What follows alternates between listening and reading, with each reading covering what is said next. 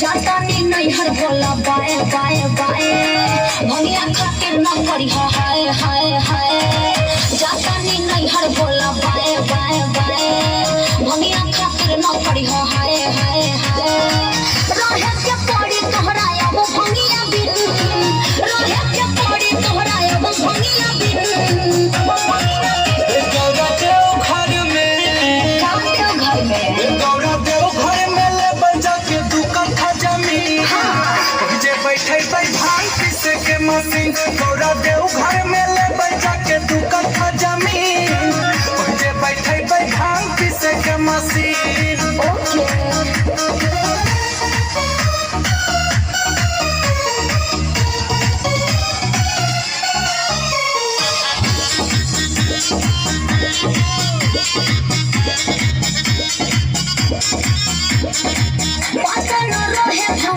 से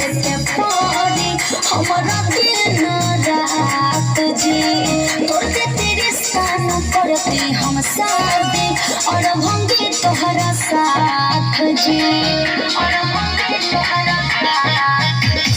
गौरा हो मत जइहा हमसे दूर मन मन नहीं भांग बिना बनी मजबूर रहब न तोहरा घर अब एको दिन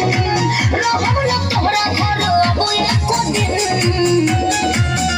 गौरा देव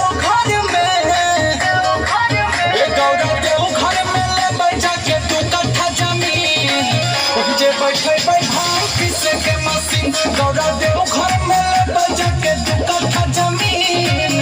जे बैठे भांग पीसे के मशीन फुसलाई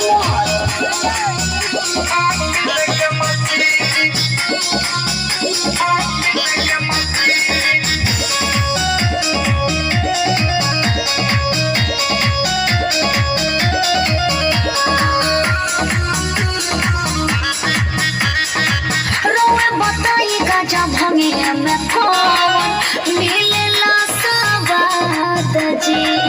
दिनों दिन रव गहिया के दासा भइल जाता खराब जी हर बात काहे नहीं बुझा हमर गौरा हो मन करा ना उदास हमरा खातिर गांजा भांग धतूरा में बखास गुंजना मन मारो भक्ति में बली गुंजना मन मारो भक्ति में बली हे गौरा देव घर में बोली न स्वामी जी हे गौरा देव घर